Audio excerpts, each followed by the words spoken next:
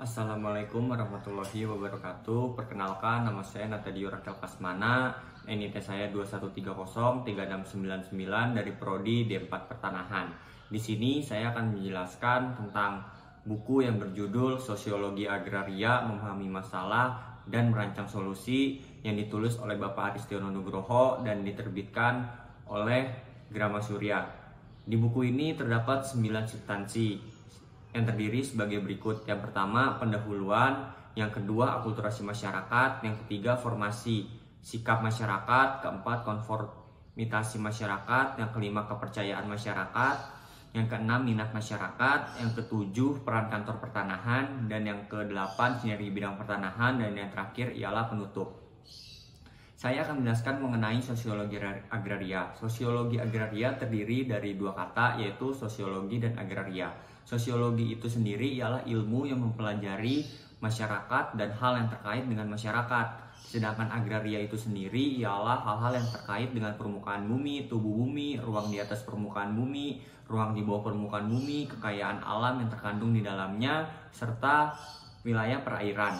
Jadi dapat disimpulkan, sosiologi agraria itu ialah instrumen yang dapat digunakan untuk memahami masalah agraria dan merancang solusinya dengan menggunakan perspektif sosiologi. Berikutnya saya akan melanjutkan ke bab 2, yaitu membahas tentang akulturasi masyarakat.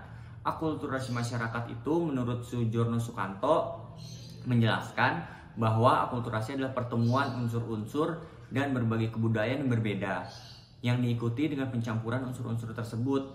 Pada tahun 2005, Bapak Aristiono Nugroho dan kawan-kawannya melakukan penelitian di Kabupaten Banjar, Kalimantan Selatan dengan judul Akulturasi Masyarakat Jawa dan Banjar dalam Penguasaan Tanah.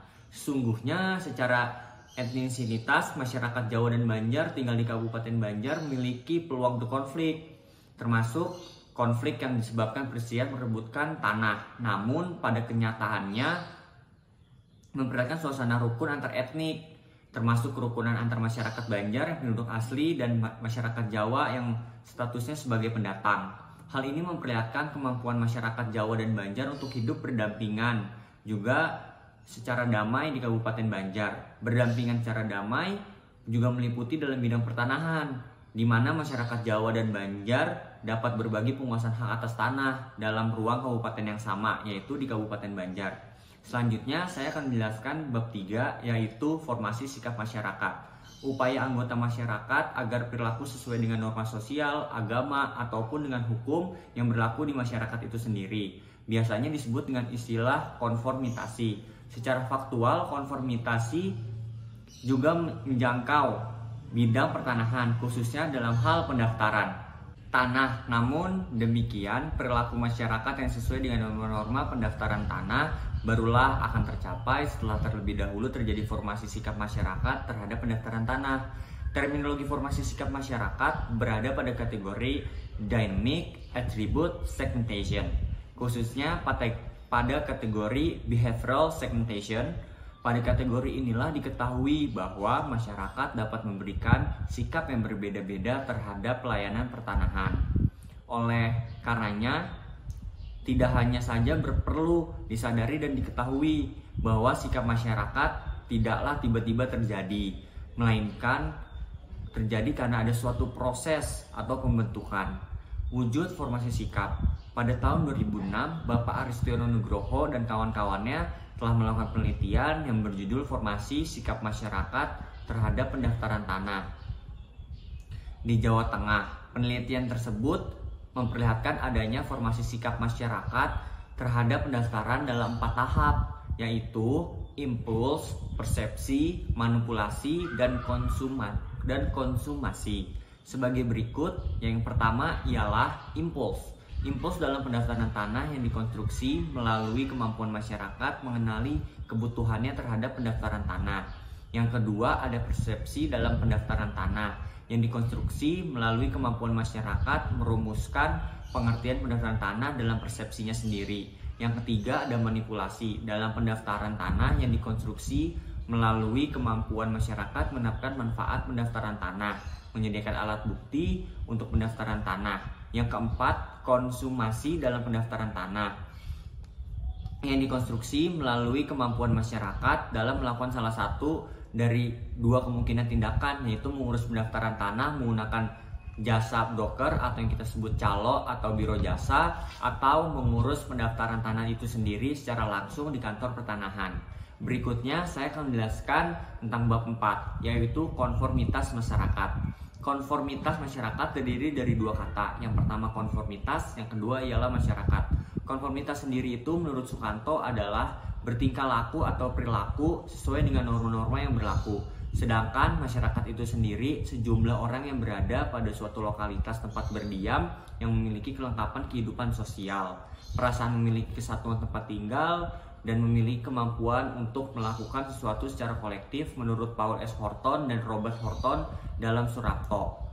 Konformitas masyarakat adalah yang merupakan sikap masyarakat yang penting untuk diamati karena akan memudahkan pemahaman tentang perilaku masyarakat itu sendiri, yang sesuai dengan norma-norma yang berlaku seperti norma hukum, norma sosial, norma budaya, norma agama, dan yang lain-lain.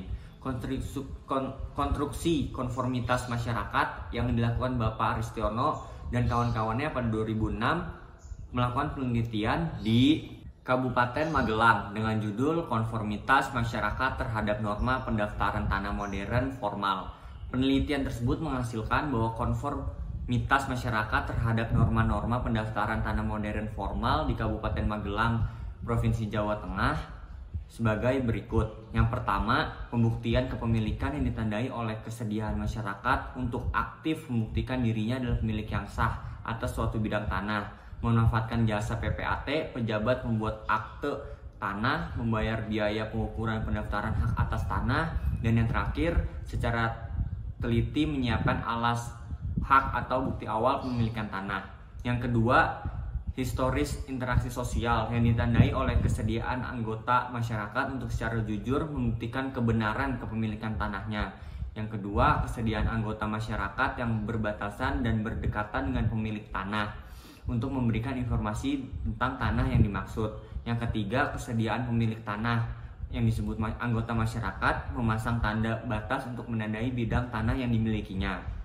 Yang ketiga, ruang psikososial yang ditandai oleh kesediaan pemilik tanah untuk berinteraksi dengan tetangga dalam penetapan batas bidang tanah sebagai konsekuensi ajas contradictor delimite.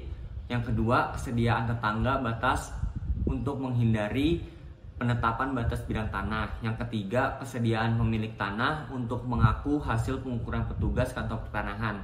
Keempat, apresiasi masyarakat yang ditandai oleh satu, kesediaan anggota dalam masyarakat untuk memberikan apresiasi atau penghormatan terhadap informasi pertanahan.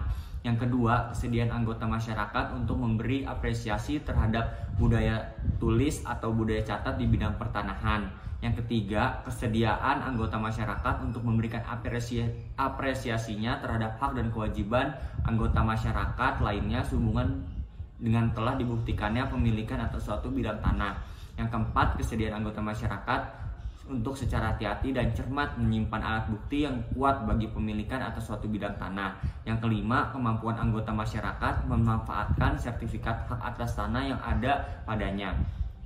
Selanjutnya, saya akan menjelaskan tentang bab 5, yaitu kepercayaan masyarakat.